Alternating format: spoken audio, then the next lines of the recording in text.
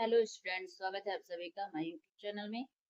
ठीक है दोस्तों, टीचिंग एप्टीट्यूड, शिक्षण अभिरुचि, आज हम भाग 5 करेंगे। आज हमारी 5वीं क्लास है।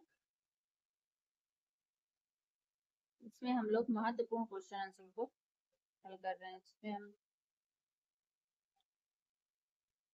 हमारा पहला क्वेश्चन,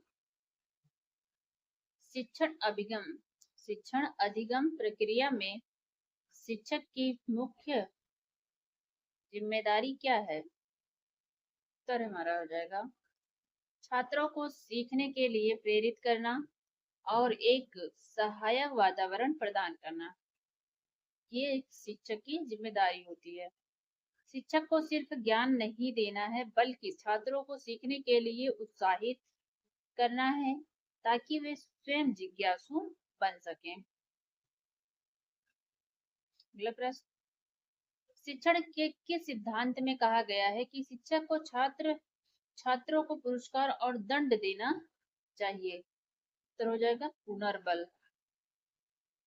का सिद्धांत, जिसमें ये कहा गया है कि उनकी सकारात्मक पुनर्बलन जैसे प्रशंसा सीखने को बढ़ावा देना, जबकि नकारात्मक पुनर्बलन जैसे दंड अवांछित व्यवहार को कम करने के लिए दिया जाता है।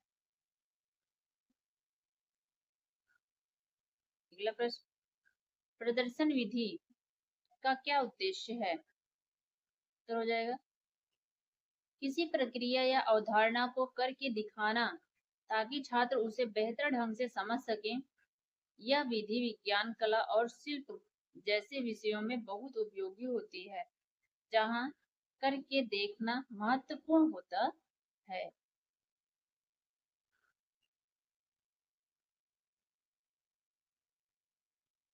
अगला प्रश्न है हमारा, शिक्षण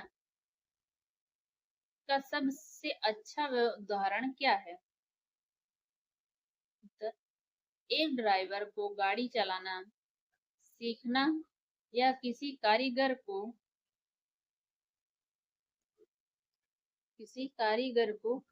किसी विशेष कौशल सीखना। प्रशिक्षण का उद्देश्य किसी विशिष्ट कार्य को कुशलता से करके सीखना होता है। अगले प्रश्न देखें, शिक्षण की किस विधि में छात्र और शिक्षक दोनों सक्रिय होते हैं? उत्तर हो जाएगा हमारा संवाद विधि, यानी कि बोलचाल की भाषा, आपस में डिस्कशन करना, और समस्या समाधान विधि में। इन विधियों में दोनों के बीच विचारों का आदान प्रदान होता है, जो सकारात्मक होता है। अगला प्रश्न देखिए, निर्णयात्मक मूल्यांकन का क्या लाभ है? यह शिक्षण अधिगम प्रक्रिया के दौरान सुधार करने में मदद करता है। इस मूल्यांकन से शिक्षक को यह पता चलता है कि छात्र कहाँ गलती कर रहे हैं और वह तुरंत शिक्षण विधि में बदलाव कर सकते हैं। अगला प्रश्न, योगात्मक मूल्यांकन का क्या उद्देश्य है? उत्तर हो जाएगा पाठ्यक्रम के अंत में छात्रों की कुल उपलब्धि का मूल्यांकन करना। क्या होता है योगात्मक मूल्यांकन? पाठ्यक्रम के अंत में छात्रों की कुल उपलब्धि का मूल्यांकन करना ही योगात्मक मूल्यांकन होता है। इसका उपयोग छात्रों को पास या फेल करने और ग्रेड देने के लिए होता है।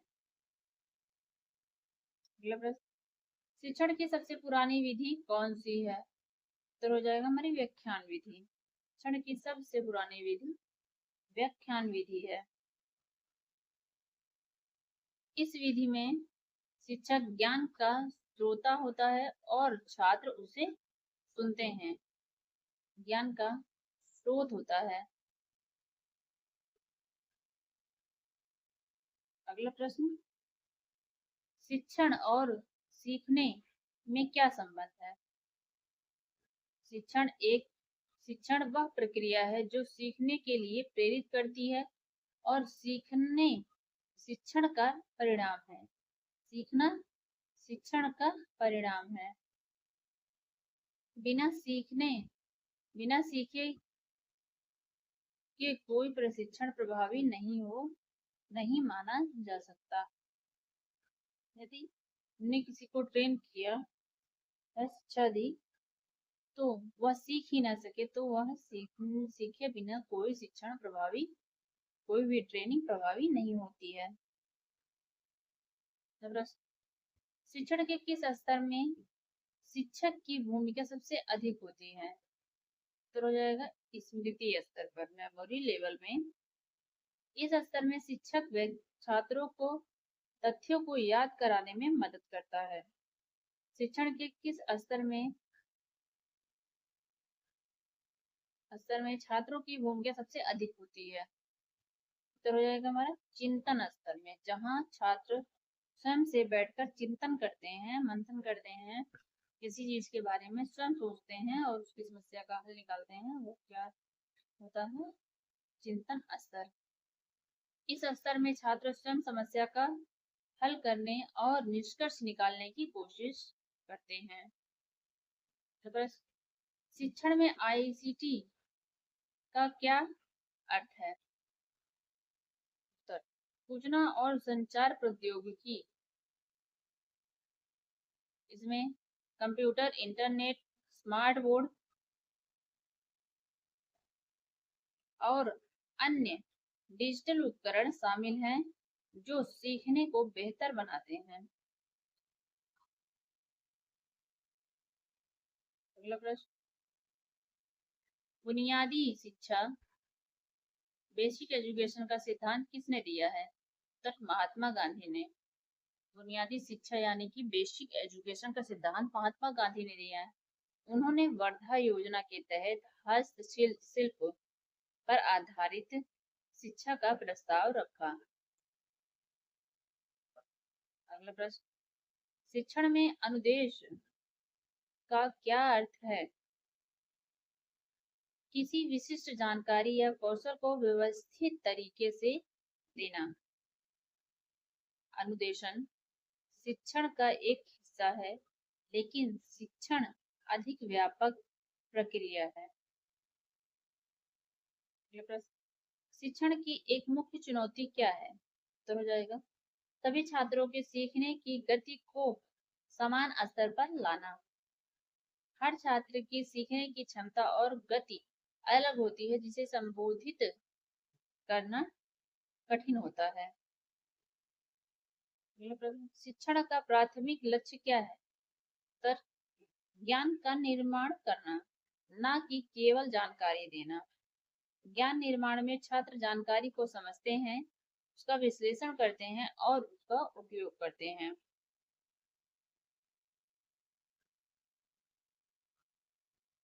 अगला प्रश्न है, कक्षा में अनुशासन बनाए रखने का सबसे अच्छा तरीका क्या है? उत्तर है शिक्षण को इतना रोचक और प्रभावी बनाना कि छात्रों का ध्यान भटक ना पाए। एक अच्छा शिक्षक अपनी शिक्षण शैली से ही अनुशासन बनाए रख सकता है।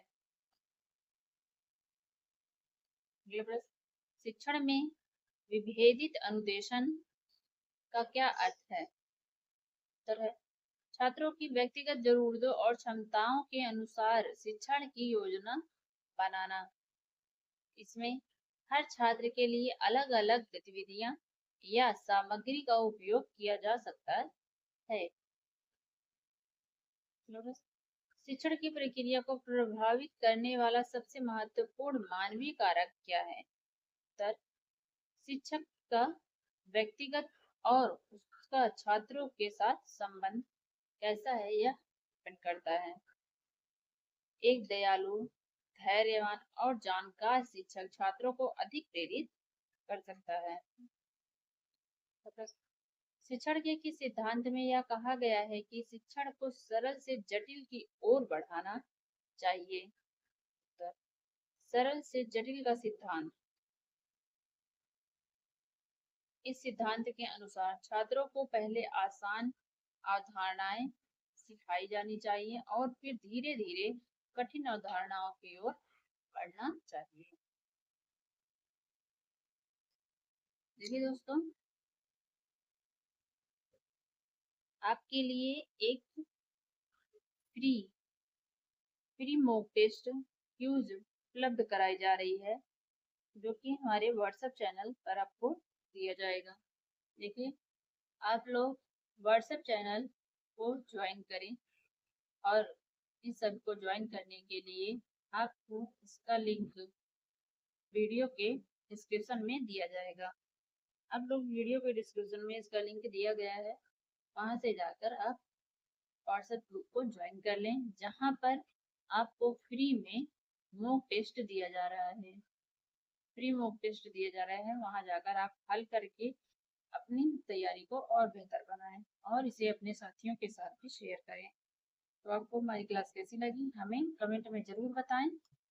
चैनल को सब्सक्राइब करें, लाइक करें और शेयर करें।